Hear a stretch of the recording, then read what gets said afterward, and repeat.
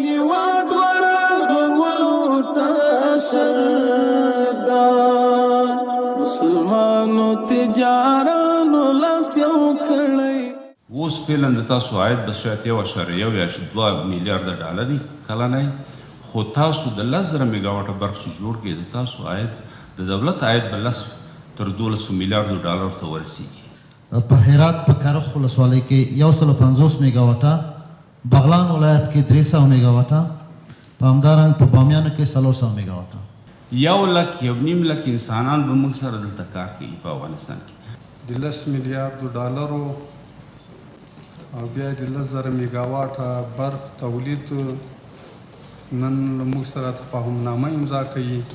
افغاني انجینرانو لاس یو کړی، افغاني انجینرانو لاس یو کړی، خدای شکر افغانانو لاس یو کړی. دا ملک ډیر اشد ضرورت حد اقل 10,000 میګاواټ برق ته لري. په یو اساس به دې ملک ته سره کېږي د تاسو په کومک، د تاسو ټولو مشرانو په کومک سره چې 4,000 میګاواټه باندې سر تر سر افغانستان سلیجي ساته روښانه کیږي او 6,000 میګاواټه برق د صنعت دپاره. مخکې ما ویلي نن بیا وایم چې افغانستان ډېر ښې منابع لري، خو د سرو زرو توشکه ده، خو ولس یې په وږي نس باندې پیسملي. اصلا د دې ملک هغه اقتصادي دروازه او استقلالیت د اقتصادي دروازه مخ په خلاصېدو ده. زمونږ وړیا اوبه به ټولې خدای مهار کړي،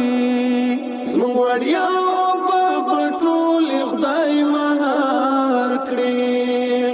افغاني انجینرانو لاس یو کړی. نن رښتیا هم دا یو تاریخي ورځ ده او نن ورځ به هغه ورځ په تاریخ د دې وطن کې شاید موږ به مړه یو یا ژوندي، خو آینده نسلونه به دا ورځ هغه ورځ بولي چې په دې ورځ کې اصلا د دې ملک هغه اقتصادي دروازه او استقلالیت د اقتصادي دروازه مخ په خلاصېدو ده. د دې وطن کې دا وطن داسې ده چې دنه د هیڅ نوع منابعو نه استفاده نه ده شوې د دې وطن، ځکه دا ټول دنیا په د آخري 10 کالو 15 کالو کې تقریبا ټول دنیا ډېره ترقي وکړله. وخت چې دا موبایل تلیفون راووته، کمپیوټرونه جوړ شو، انټرنیټ جوړ شو، نو دا دنیا هم ډېر مخته لاړه. خو افغانستان په دا وختونو کې په کورني جنګ په مشکل باندې ګرفتار او واقعیت دا ده چې افغانستان کې ټول منابع هیڅ منابعو ته لاس نه غځول شوی. خو ما شخصا خپله دا چې خپل کوم پروګرام لرم او نن غواړم چې دې دپاره تشریح ورکړم. ورونو زه تاسو ته به زما بیرون له افغانستان هم ډېر غټ بزنس ده، ډېر غټ تجارت ده، خو د نن ورځې نه 4 کاله د مخه یا 3 کال 4 کال د مخه ما ځان سره ډېر فکر کړی په دې مورد کې چې څه رقم به زه وکړم چې زه حد اقل لکه د دې خلکو ته داسې یو شی وکړم چې هغه سبب د دوی د اقتصاد د لوړېدو او د بیکارۍ مخه ونیسي. نو د دې په خاطر باندې ما چې هر څومره فکر ځان سره کړی وم دغه یګانه لاره او اصلي او مهمه لاره دا چې د دې برق انرژي او برق باید جوړ شي. یو هیواد چې برق او انرژي ونه لري هغه داسې ده چې یو انسان که چېرته خالي یو وخت وچه ډوډۍ خوري او یو نفر ښه ویټامینونه خوري او بیا ضعیف وي او دا بل په انرژي یو بل ته ورته وایي چې دواړه منډې وهئ نو هغه څوک چې انرژي ونه لري خو هغه ولیږي. نو افغانستان مخکې ما ویلي و نن بیا وایم چې افغانستان ډېر ښې منابع لري خو د سرو زرو توشکه ده خو ولس یې په وږي نس باندې پیسملي. د دې د حل دپاره ما داسې و چې ما یو 300 کوره په هغه زلزله ځپلو ته په هرات کې جوړ کړي وو او د هغه د افتتاح په ورځ باندې زنده جان ولسوالۍ کې ما دا اعلان وکړ چې زه به د 10 میلیاردو په ارزښت باندې سرمایه ګزاري کوم د انرژي برق کې. ما د دنیا په خپل شخصي ارتباطاتو باندې ما د دنیا ډېر بانکونه سره راټول کړي وو چې هغوی پیسې په دې مورد کې واشي او دا دې قسمت کې سره مختلف شو. خو تصادفي داسې شو چې پس له یو نیم کال نه کوم شرطونه او کوم شرایط چې د هغوی وو هغوی ته مرکزي بانکو اجازه ورنه کړه او هغوی بیرته شاته لاړل. خو زه ډېر په دې موضوع باندې ډېر خفه شوم او زه تقریبا یا هره میاشت یا په هر 2 میاشتو کې دا حتمي یو دفعه زه عمرې ته ځم. هغه هم چې هر څومره فشار راباندې راشي د خدای کور ته چې لاړ شم نو یو قسم روحاً زه آرام شم. نو ما هغه وخت کې عمرې ته زه لاړم ما د خدای کور په دیوال باندې خپل لاس کې و چې خدای ته د دې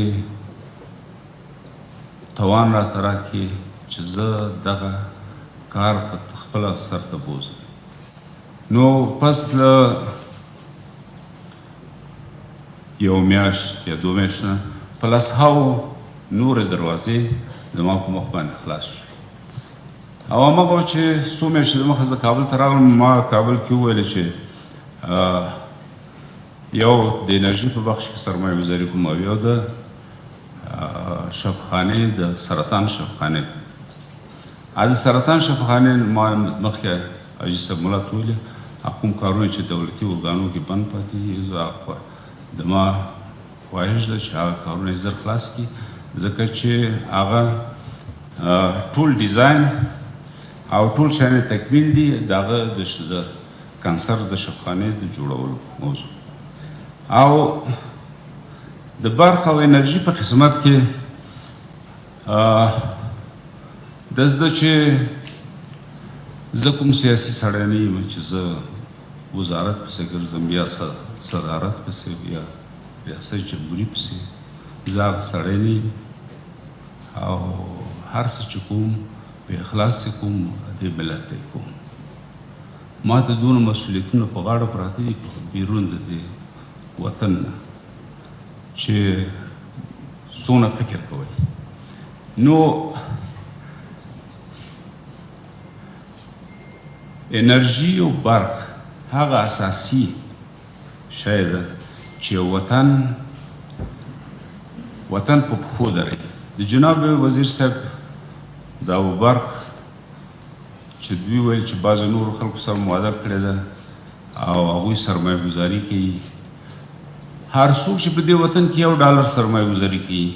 د هغه لاس او پښې د چپېدو دي. اول حق هغوی ته ورکوي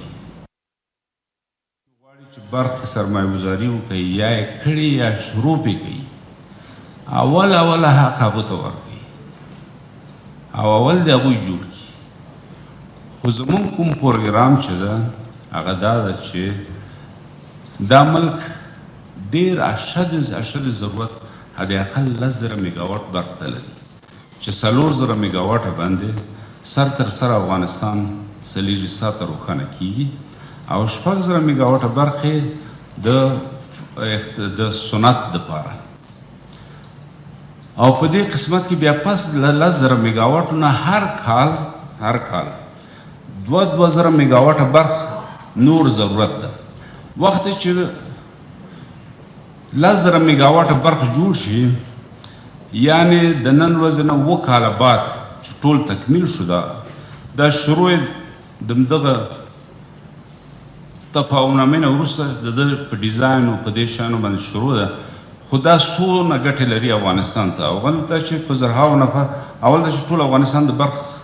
خاوندېږي دوهم دا ده چې د افغانستان کې هر ورځ په سوو نوي تاجران پیدا کیږي هر څوک افغانستان ډېر مبتکر خلک دي او هر چېرته خپلې فابریکې وړې غټې جوړوي او د افغانستان خلک کار ته نیسي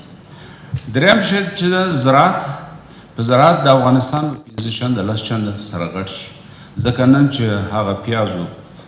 مانجانو یا میوه تاسو دهقان لیږي پاکستان ته یا سرحد پې تړل کېږي خلاصېږي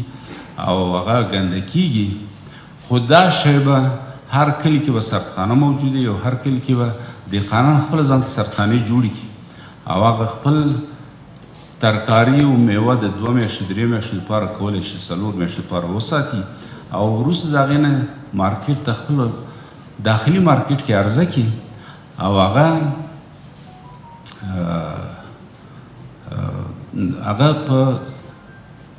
په جي قیمت باندې خرڅولی شي وخت چې دهقان پوه شي چې په هغه په زراعت کې ګټه ده خپل که 15 جریبه ځمکه ګټي هغه کري 10 جریبه کري بل قسمت د عایدات د دولت عایدات زه تاسو دا په ډېر واضح شوایم چې تاسو اوس فعلا د تاسو عاید به شاید 1.1 یا 2 میلیارده ډالري کلنی خو تاسو د 10,000 میګاواټه برق چې جوړ کړئ د تاسو عاید د دولت عاید به 10 تر 12 میلیارده ډالر ته ورسیږي ځکه دا په زرهاو فابریکې چې جوړیږي دغه کوم ټکس چې دولت اخلي تاسو د انکشافي او عادي او انکشافي بودیجه به په ډېر استقلالیت سره مخ ته بوتلی شي او نه به دا ځوانان چې یو غټه انرژي دي او غټ یو هغه د صورته یو غټه سرمایه د وطن ده نه به په دې ملک نه په هغه ملک کې کار ته ضرورت ولري چې لاړ شي اول جناب وزیر صاحب د هغه په قسمت کې په دې باندې موږ مکمل خپل ټیم سره کار کړی ده دا فابریکه خو صحیح ده چې جوړه شو فابریکه د دې د ترانسپورت په قسمت کې د دې په نورو قسمتو کې هم موږ سره کار کړی داسې نه چې موږ فابریکه جوړه کړو چې ښه وزیر صاحب دا برق جناب دغه برق جوړ شو راځه نور دا روزګان او قندهار دې ځای ته ورسوو نه د موږ ټیم د تاسو ټیم سره کینی موږ په ټولو شیانو سره کار کړی دی موږ حتی د مثال په ډول باندې مثلا په حیرتانو کې موږ 1000 میګاواټه برق چې غواړو جوړ کړو خو 1000 میګاواټه اول هغه برق هغه لاین چې څونه گنجایش لري د هغه برق او څونه چې تاسو د اسیا میانه نه خریداري کوئ د هغه برق په عوض باندې د دې برق نه استفاده کوئ خو هلته باید یو اقتصادي زون جوړ شي چې خلک هلته فابریکې جوړې کړي او دا نور برق نه هلته استفاده وشي که دا نه کېږي د ده د ترانسپورټیشن د برق خاطر باندې موږ تصمیم لرو چې په دا نږدې وختونو کې غټه فابریکه په د کیبل جوړول فابریکه ته په افغانستان یا په اسیا میانه کې چې نږدې افغانستان ته دا جوړه کړو چې د اول د دې پایو فابریکه په افغانستان کې جوړه کړو بل د ترانسفرمر کمپنۍ په دوبۍ کې د فابریکه جوړه کړو چې خپله موږ د 1.5 میګاواټ 200 میګاواټ وخت چې برق نه انتقالوي یو ولایت مثلا فراه ولایت 50 میګاواټه برق ضرورت ده 50 میګاواټه سبسټیشن باید موجود وي بیا هغه چې هر ولسوالۍ ته انتقالوي مثلا 10 میګاواټه 15 میګاواټه برق ضرورت وي هغه ته 10 میګاواټه 15 میګاواټه سبسټیشن ورته پکار ده همزمان چې فابریکه جوړوي باید دا شیان هم موږ ورسره په نظر کې لرو چې جوړ کړو داسې نه چې خالي موږ یو فابریکه غواړو جوړ کړو او بل د ده نه استفاده ونه شي نو په دې قسمتو باندې ټول باندې کار شوی ده زما بیا هم زه وایم زما دلته زه نه کوم سیاسي سړی یم او نه کوم سیاسي برنامه لرم او نه بل دا چې زه کوم خاص هدف و شرط و شرایط زه لرم زه د دې وطن بچی یم دا وطن راباندې ګران ده او غواړم چې یو شی جوړ کړو چې د ولس په خیر باندې او د ولس او د خپل سیال سره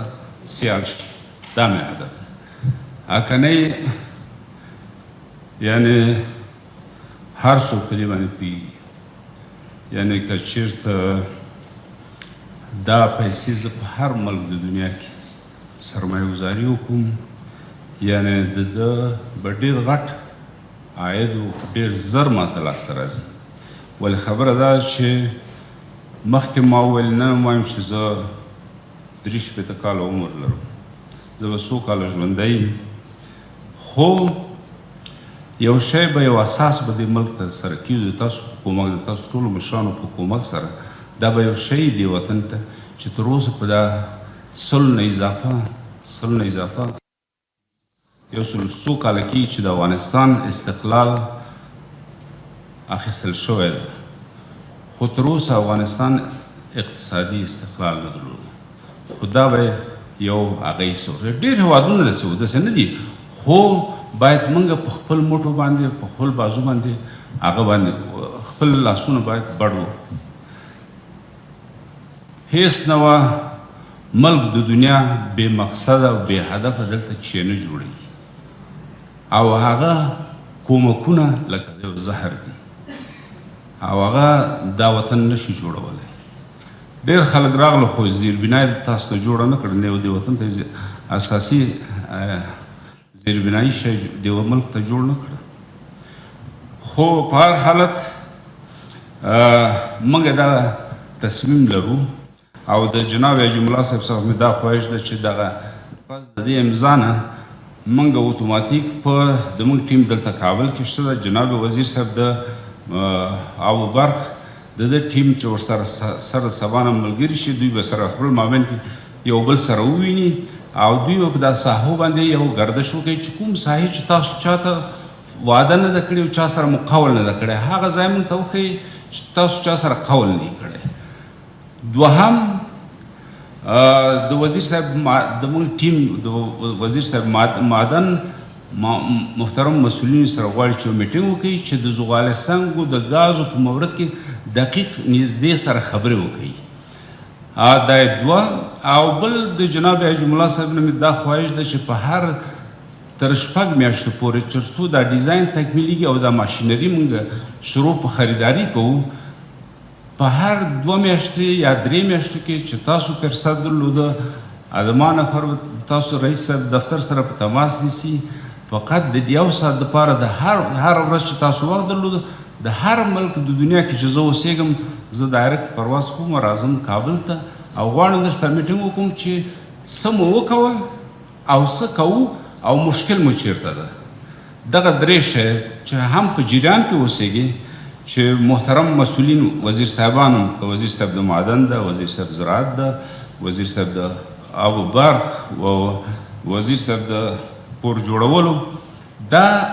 چې موږ څه وکول تر دا نن دا 2 میاشتو کې جناب حاجي ملا صاحب څه مو وکول او څه په د آینده 2 میاشتې کوو او مشکل مو چیرته ده. دغه فقط نیم ساعت دپاره هغه ټکو باندې راځو او زه دسکه بیرته ځم او د موږ ټیم به دلته کار کوي. د دې پروژې د 6 میاشتو نه وروسته اضافه تر 1.5 انسانان به موږ سره دلته کار کوي په افغانستان کې. د دې دپاره چې موږ دا مسلکي خلک وروزو، موږ استادان نیولي دي د دې دپاره، او موږ به یو مرکزي د تربیوي سنټر غواړو چې جوړ کړو چې دغه افغاني کارګران دوی دا نه ټوپول ټوکولی شي، د دونه یو برقي جوړ کړو، سیم تاو تسکه جوړ کړو، چې ځکه دا ډېره غټه پروژه ده. د دې پروژې د سرته رسولو لپاره په لکو انسانان ډایرکټ موږ ته پکار دي او په لکو انسانان ان ډایرکټ په ده باندې مصروفه کیږي. نو د دې دپاره موږ نشو کولی چې دلته به خارجي متخصصین د هرې پروژې دپاره به 8-10 نفره وي، بس خلاص زیات به نه وي. خو موږ غواړو چې 98% خلک خپله د خپل افغانان وروزو او دوی په همدغه ټول دا مسؤلیت ورته ورسپارو. او په آخره کې دغه ټولې کامرین دلته موجود دي، خو زه دا خواهش دا هغه د صورتۍ پیشنهاد لرم ټول ولس ته، د افغانستان ټولو خلکو ته او محترم مشرانو تاسو ته چې څه شی مو په دې برق قسمت کې جوړ کړل د هر ولس موږ مړی که ژوندي خو د دې ولس د هر بچي دا فرض ده چې د سترګو غوندې د محافظت وکړي.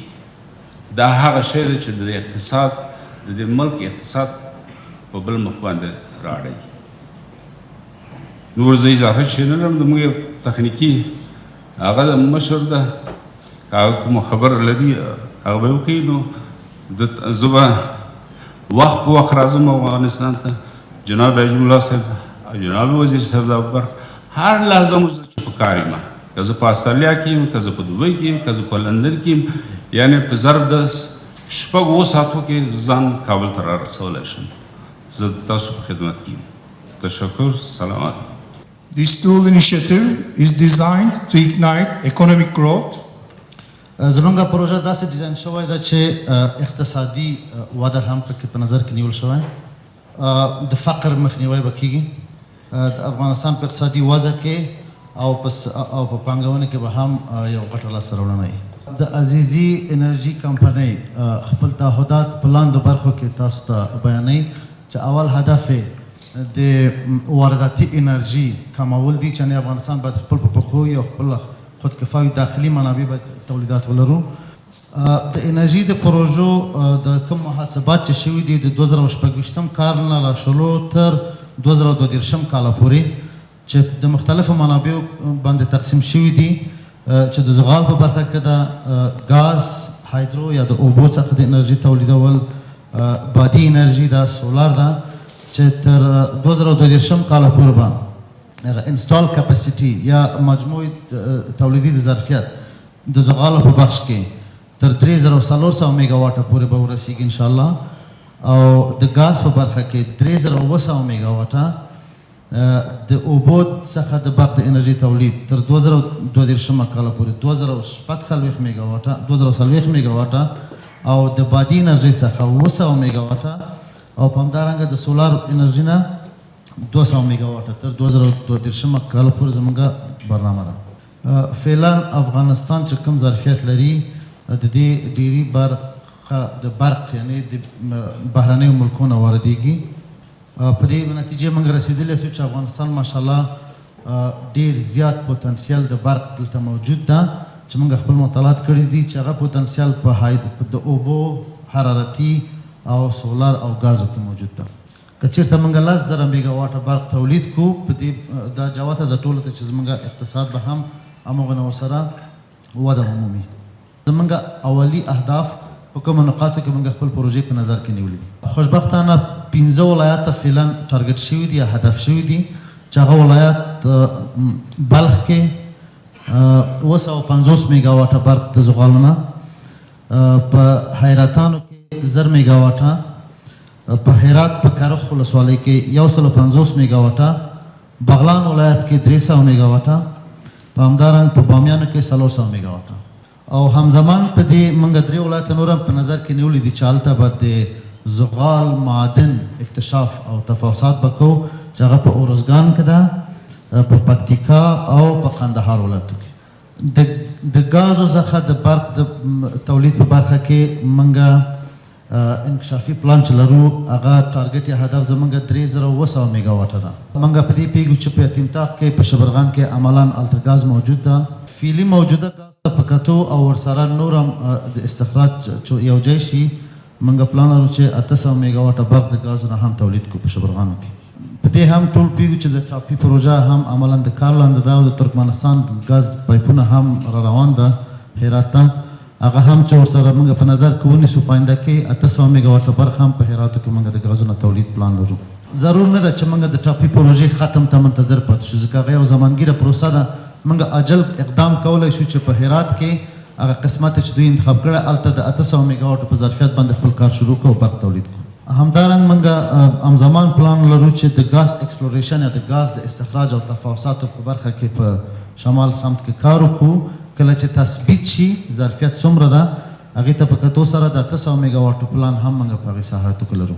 خوشبختانه د افغانستان په جنوبي ولایاتو کې هم د ګازو منابع موجود دي،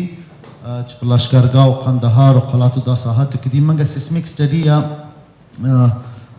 خپل هغه مطالعات تخنیکي مطالعات چې سیسمیک دي یا د زلزلې د شدت بعضې مطالعات دي چې په دې ساحاتو کې ترسره کوو دلته چې کله ظرفیتونه موږ ثابت شو هغه هم خپل په پروګرام کې په نظر کې نیسو د اوبو څخه د برق د تولید په برخه کې موږ د 2000 میگا واټو د برق د تولید پروګرام لرو خوشبختانه افغانستان فعلي او موجوده سیندو ته په کتو سره د اوبو د پوتنسیال نه ډېر یو غټ ظرفیت موجود ده د اوبو د منابعو څخه د برق د تولید په هکله باندې لکه څنګه چې مخکې وویل شوي د اوبو د انرژي وزارت بعض ارقام دوی سره شریک کړي وو چې دوی خپل په پروګرام کې 4 پروژې فعلا په نظر کې نیولي دي چې 210 میگا واټه د باغداري ده 180 میگا واټه د دویم سروبي ده چې خوشبختانه موږ مطالعات هم شته دي بعض اسنادونه هم دوی سره شریک کړي مخکې 120 میگا واټه په پای کټسان کې ده او 90 میگا واټه په اولانباغ کې دا د اوبو انرژي وزارت تخنیکي ټیمونه دوی سره مخکې دغه اسناد شریک کړي وو دغه ارقام دوی سره شته په دویم مرحله کې د اوبو انرژي وزارت محترم تخنیکي ټیمو سره به موږ مشترکاً دغه نورې پروژې چې په هغه قسمت کې لیست شوي دي چې باغداره ده سروبیدو کجکي ده ګلبهار د کجکي اکستنشن د اولانباغ کې لګای سلما په دې مورد به هم بیا دوی سره موږ خپل برنامه انشاءالله تطبیق پر مخ بوځو د وینډ په برخه کې یا د باد د انرژي څخه د برق د تولید په برخه کې یعنې بادي برق موږ پروګرام لرو چې 200 میگا واټه تولید ولرو د بادي انرژي کوم ارقام چې د اوبو انرژي وزارت دوی سره شریک کړي مخکې دا جوته شوې ده چې په فراه او هرات ولایت کې بادي پوتنسیال ماشاءالله ډېر زیات ده چې د فعلا دپاره موږ خپل په دې برنامه کې د هرات دپاره 150 میگا واټه برق په نظر کې نیولی او د فراه دپاره 450 میگا واټه برق دې په خاطر چې مطالعات تحقیقي زموږ ارقام دقیقي فعلا ضرور ده چې په دغه ساحاتو کې موږ تحقیقاتي ټاورونه تحقیقاتي پایې نصب کړو چې د باد یا د شمال ارقام په دقیق شکل ټول راټول کړو پس د هغې نه بیا د پروژو په عملي تطبیق باندې لاس پورې کړو یوه د زر او نږدې او د وخت د ضایع څخه د وخت زیات څخه د مخنیوي په خاطر باندې هغه زره لاره چې ده د برق د تولید سولار ده د سولار په برخه کې موږ خوشبختانه افغانستان ظرفیت د لمر ډېر لمریزې ورځې لري چې زمونږ پروګرام په قندهار ولایت کې په غزني کې او یو قسمت د کابل کې 200 میگا واټ په ظرفیت باندې برق په نظر کې نیولی چې دا سیستم به د بطرۍ سره هم یعنی مالوي ځکه که د شپې د خوا نه بیا هغه نشته لمر نشته د شپې د خوا نه به بطرۍ استفاده کېږي د ورځ د خوا نه مستقیم سولار په مجموع کې قندهار غزني او کابل دپاره 200 میگا واټ برق د لمریزې په نظر کې نیول شوی په حیرتانو کې د زغالو نه 1000 میگا واټ برق موږ په نظر کې نیولی دا چې په هرات کې او ورسره نږدې نورو پرتو سیمو کې دغه ظرفیت د جذب هلته موجود نه ده دې په خاطر چې دغه 1000 میگا واټ برق هلته موږ په مصرف ورسوو نو مقدماتي مطالعات دا ښودلي دي چې هلته مصرف کوونکي نشته خو د عزیزي محترم ګروپ همزمان پلان لري چې په هرات کې په حیرتانو کې یو صنعتي ښارګوټی هم جوړ کړي دې په خاطر چې هم برق جذب شي او هم هلته صنعتي پارکونه فعاله شي دې په خاطر چې دغه 1000 میگا واټ برق په حیرتانو کې چې د زغالو څنګه نه تولیدېږي مصرف شي هلته موږ صنعتي ښارګوټی جوړو شهرک جوړو چې نیم د دې برق به هلته مصرفېږي او مازاد یا مطابقي برق به د ټرانسمیشن لاینونو په ذریعه باندې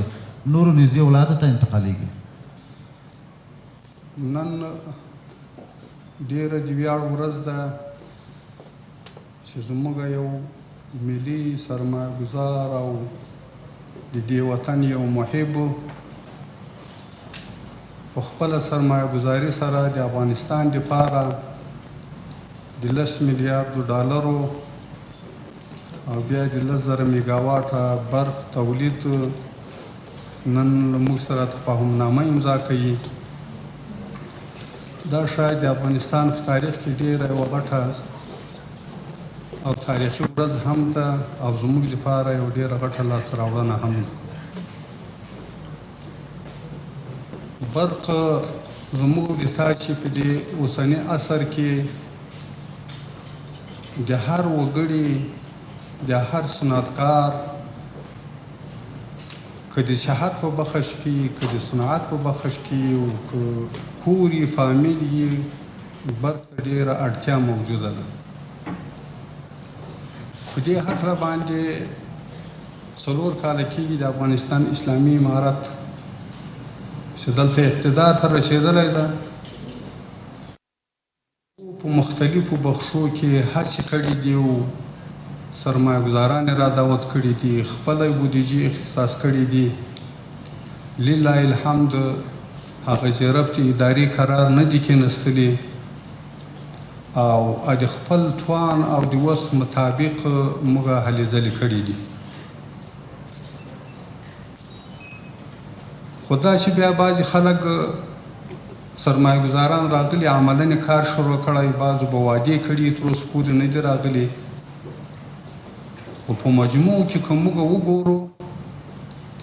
یو نظام ده چې د هغه مسؤلیت ده، یو ملت ده چې د هغه مسؤلیت بیل ده. د افغانستان اسلامي امارت په عمل کې ثابته کړه چې له سرحداتو نیولې تر ښاریاتو پورې په هره پالیسي کې موږ لله الحمد ملت ته اطمینان ورکړی ده او دغه برکت د شنن د افغانستان غټ غټ سرمایه ګزاران راځي او د نورو مملکتو هیوادو خلک راځي. په هغه وخت کې دلته دومره رانغله چې دلته د دنیا ټول په ظاهري اسبابو باندې دلته طاقت موجود و، امریکا و ناټو و، خو یو خلکو دلته زړه نه ښه کاوه. خو نن یو متحد رهبري او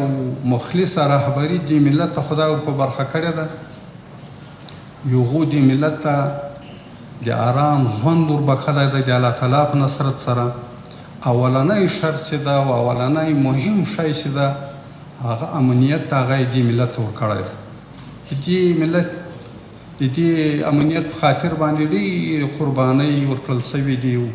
ډېر قیمتي ځانونه قربان سوي دي. نو دا د دې نظام چې د خپل ملت سره وعده کړې وه، یو وعده یې دا وه.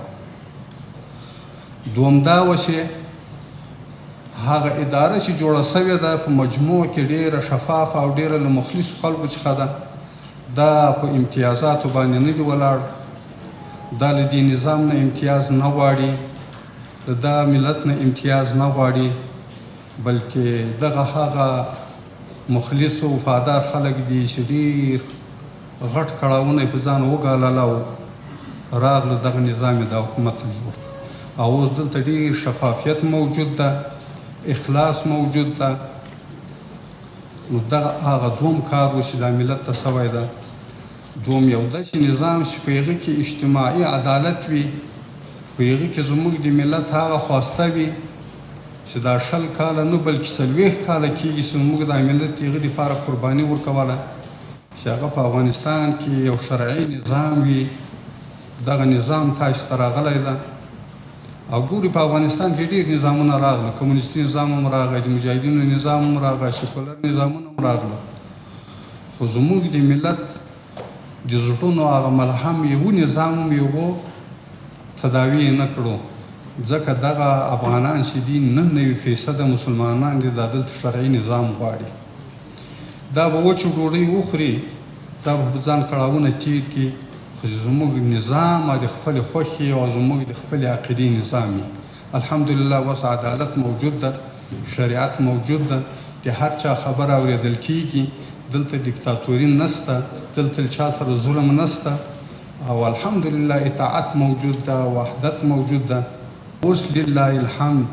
چې د افغانستان له شماله تر جنوبه، له شرقه تر غربه ټول دا ملت په یو قیادت باندې راټول ده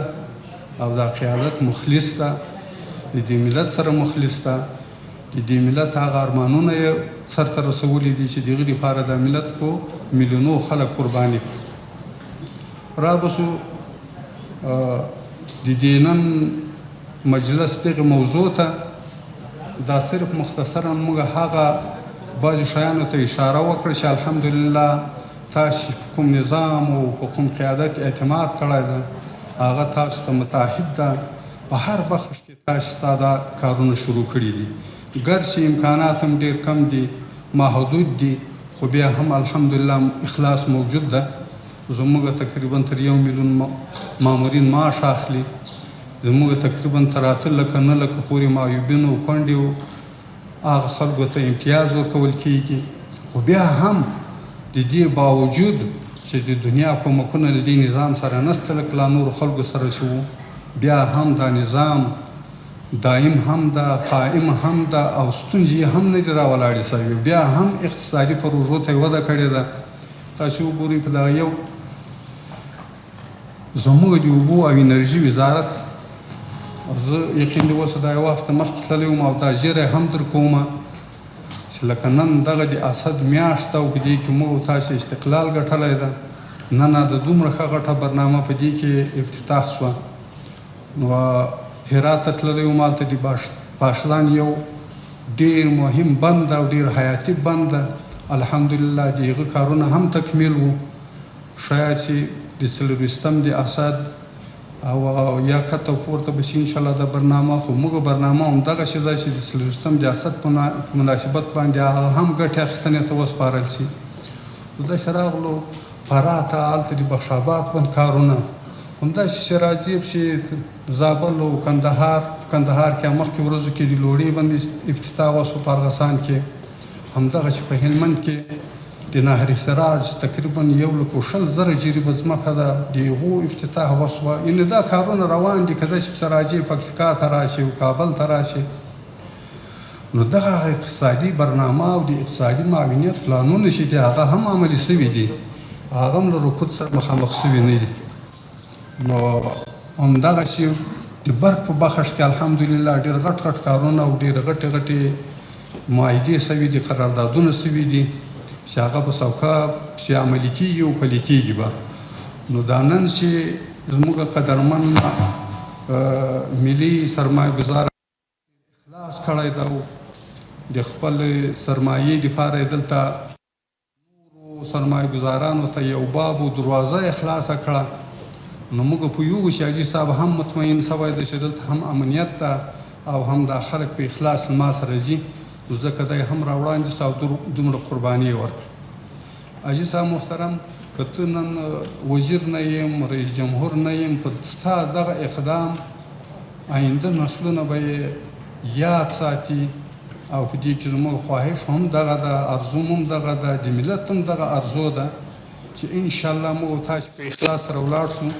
نور افغانستان انشاءالله که خدای کول په پښو باندې درېږي، خپل موږ سیاسي استقلال اخیستی ده، موږ به نور اقتصادي استقلال هم اخلو، موږ به فرهنګي استقلال هم اخلو او افغانان به نور انشاءالله د کار زمینه به ورته مساعده کېږي، د بل احتیاج به موږ خلاص شو. الله تعالی دې وکړي چې موږ په عمل کې دا ثابت کړو بیا ملت ته چې موږ هغه د عملا حاجي صاحب هم کار کوي او زموږ د اوبو انرژي وزارت هم عملا تاسو سره یوه شپه ورځ زموږ دا ټیم وي. تاسو بېغمه اوسېږئ. الحمدلله ستاسو امنیت په اسلامي امارت تامینوي. تاسو ته قدرمن حاجي ملا صاحب مخکې مې اطمینان درکړی و، اوس یې مې اطمینان درکړو، موږ درته اطمینان درکوو او په اخلاص انشاءالله سره ولاړ شو ډېر زر. خو دا چې اوس حاجي صاحب محترم په افغانستان کې صحیح ده، ته د برق په هغه کې انرژي کې سرمایه ګزاري کوې، دلته په افغانستان کې نور مشکلات هم شته. زموږ او ستاسو تخنیکي ټیم به دا کارونه مخته بیایي. دلته موږ هم قراردادونه کړي، نور چا سره هم سوي، سرمایه ګزاران سره هم سوي دي. دغه تخنیکي ټیم به ستاسو دغه برنامې زموږ برنامې سره شریکوي. موږ مثلا کوم ځای کې موږ بیا سب سټیشن ته ضرورت ده، کوم ځای کې لاین کشي ته ضرورت ده، کوم ځای کې مثلا موږ نور د شي اسبابو ته ضرورت لرو، هغه به زموږ تاسو په دې سرمایه ګزاري کې شامل وي. نو په افغانستان کې الحمدلله ډېر ښه منابع شته. تاسو مطمئن اوسئ. زموږ د اوبو انرژي وزارت او زموږ ټیم ستاسو په خدمت کې ده او الله تعالی دې ستاسو دا ستره قرباني قبوله کړي. خدای تعالی دې درته اجرونه درکړي. واخر دعوانا ان الحمد لله رب العالمین. افغاني انجینرانو لاس یو کړی، افغاني انجینرانو لاس یو کړی، خدای شکر افغانانو لاس یو کړی.